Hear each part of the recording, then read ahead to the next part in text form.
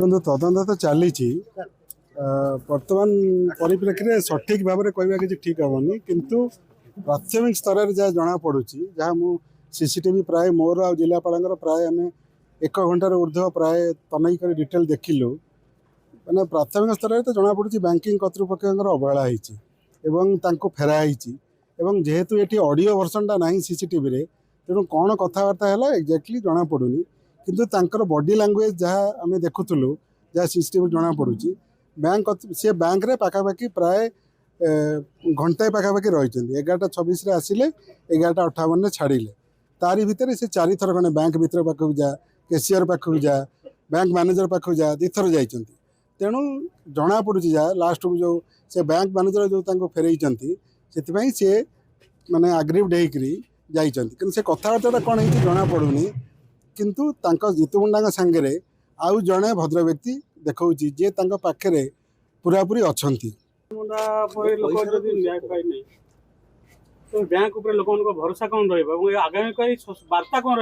ଏଇଟା ତ ନିହାତି ଭାବରେ ଅତ୍ୟନ୍ତ ଲଜ୍ଜାଜନକ ଘଟଣା ଯେ ଏମିତି ହେଲା ବୋଲି। ଦେଖନ୍ତୁ, ମୁଁ ବି ଆଜି କହୁଥିଲି ଯେ ଆପଣ ATM କାର୍ଡ଼ କାହିଁକି ଦେଉନାହାନ୍ତି। ମୁଁ ବି ବ୍ୟାଙ୍କ ତାଙ୍କର ଯିଏ ଅଛନ୍ତି CMD ତାଙ୍କୁ ବି ଲେଖା ହେବ। ନର୍ମାଲି ଯଦି ଗୋଟେ ଦିଆଯାଆନ୍ତା ATM କାର୍ଡ଼ ଯେମିତି ଆମକୁ ଦିଆଯାଉଛି, ଆପଣମାନଙ୍କୁ ଦିଆଯାଉଛି, ଲୋକଟେ ତାର ଯେକୌଣସି ATM କାର୍ଡ଼ରେ ଉଠେଇ ପାରନ୍ତା, ଏଠିକି ଆସନ୍ତା କାହିଁକି। ତାଙ୍କର ବ୍ୟାଙ୍କ କର୍ତ୍ତୃପକ୍ଷ କହିବା କଥା ଯେ ଯେଉଁମାନେ ନିରକ୍ଷର ଲୋକ ଏବଂ ତାଙ୍କୁ ଆମେ ATM କାର୍ଡ଼ ଦେଉନୁ, ଯେହେତୁ ଟିପଟା କାଳେ ଭୁଲ ହେବ ବୋଲି। କିନ୍ତୁ ଆଉ ଗୋଟେ କଥା ହେଉଛି, ସେଇ କର୍ଲା ମୁଣ୍ଡା ଯିଏ ଚାଲିଗଲେ ତାଙ୍କ ଭଉଣୀ ଏବଂ ଜିତୁ ମୁଣ୍ଡା ଏଇ ବ୍ୟାଙ୍କରେ ରେଗୁଲାରଲି ଆସିଛନ୍ତି ଏବଂ ତାଙ୍କୁ ଏମାନେ ଚିହ୍ନିଛନ୍ତି। କାରଣ ତାଙ୍କ ଆକାଉଣ୍ଟରୁ ପ୍ରାୟ 8 ଥର ଖଣ୍ଡେ ପଇସା ଉଠିଛି। 200 ଟଙ୍କା, 500 ଟଙ୍କା, 100 ଟଙ୍କା, 300 ଟଙ୍କା ଏବଂ 26/12/2025 ମଧ୍ୟ ମକର ପୂର୍ବରୁ 500 ଟଙ୍କା ଉଠିଛି। ଯେତେବେଳେ ଆପଣ ଭାଇ ଭଉଣୀ କି ଜାଣିଛନ୍ତି ଏବଂ ଜାଣିଛନ୍ତି ଯେ ଏମାନେ ଆସିଛନ୍ତି ଏବଂ ସେମାନେ ବି କହୁଛନ୍ତି, ଷ୍ଟେଟମେଣ୍ଟ ଦେଲେ, ମୁଁ ବି ଥିଲି ଯେ ୱି ନୋ ଦେମ୍, ମାନେ କଲାମୁଣ୍ଡାକୁ ଜାଣିଛନ୍ତି।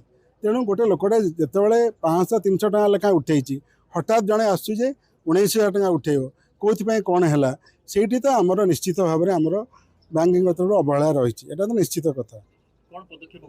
ନିଶ୍ଚିତ ଭାବରେ ମୋର ତଦନ୍ତ ତ ଚାଲିଛି, ପଦକ୍ଷେପ ସରକାରଙ୍କୁ ଦିଆଯିବ। ବର୍ତ୍ତମାନ ଆମେ PSCକୁ ବି ଯାଉଛୁ, PSCକୁ ପଚାରିବୁ ଯେ ମୃତ୍ୟୁ ସାର୍ଟିଫିକେଟ୍ ପାଇବାରେ ବି କାହିଁକି ଲେଟ୍ ହେଲା।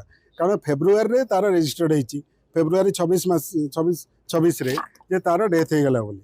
ଏବଂ ଡେଥ୍ ଯେତେବେଳେ ସିଏ ମଧ୍ୟ ହସ୍ପିଟାଲରେ ତାକୁ ପାଟଣା APSରେ ତାର ଆଡ଼ମିସନ୍ ବି ହେଇଥିଲା। ସେ ନିଜେ ବି କହୁଛି ଯେ ଆଡ଼ମିସନ୍ ହେଇଥିଲା ବୋଲି। ତେଣୁ ଯେତେବେଳେ ତାର ଡେଥ୍ ଫେବୃଆରୀରେ ହେଇଗଲା, ଫେବୃଆରୀ ଗଲା, ମାର୍ଚ୍ଚ ହେଲା, ଏପ୍ରିଲ ହେଲା, ଏ ଇନସିଡେଣ୍ଟ ହେଲା ପରେ କାହିଁକି ଡେଥ୍ ସାର୍ଟିଫିକେଟ୍ଟା ଦିଆହେଲା। ସେଇଟା ମଧ୍ୟ ମୁଁ ବର୍ତ୍ତମାନ PSC ଯିବି, ସେଠି ମଧ୍ୟ ଇନକ୍ୱାରି କରିବି।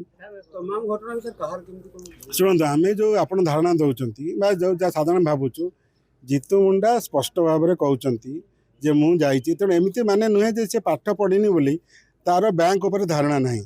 କାରଣ ପ୍ରାୟ 8 ଥର ସିଏ ଆସିକରି ତା ଭଉଣୀ ସାଙ୍ଗରେ ପଇସା ଉଠେଇଛନ୍ତି ଏବଂ କାହାକୁ ଦେଖା କରିବାକୁ ପଡ଼ିବ, କିଏ ପଇସା ଉଠେଇକରି ଦେବ, ସମସ୍ତ ବାବଦରେ ମଧ୍ୟ ଜିତୁ ମୁଣ୍ଡାର ଜ୍ଞାନ ଅଛି ଏବଂ ଏମାନେ ମଧ୍ୟ ଜାଣିଛନ୍ତି। ତେଣୁ ଅବହେଳା ତ ନିଶ୍ଚୟ ରହିଛି, ସେଇଟା ତଦନ୍ତରେ ଜଣାପଡ଼ିବ। ନିଶ୍ଚିତ ଭାବରେ କାର୍ଯ୍ୟାନୁଷ୍ଠାନ ନିଆଯିବ, ଦୃଢ଼ କାର୍ଯ୍ୟାନୁଷ୍ଠାନ ନିଆଯିବ। ସେଇଟା ମଧ୍ୟ ମୁଁ ପୁଲିସର ତଦନ୍ତ କରିଛି ଏବଂ ସେଇଟା ମଧ୍ୟ ଅବହେଳା ରହିଛି। ପୁଲିସର ଯାହା ମନ୍ତବ୍ୟ ହେଲା ସେଇଟା ମଧ୍ୟ ମୁଁ ଶୁଣିଲି, ସେଇଟା ମଧ୍ୟ ସରକାରଙ୍କୁ ଜଣାହେବ।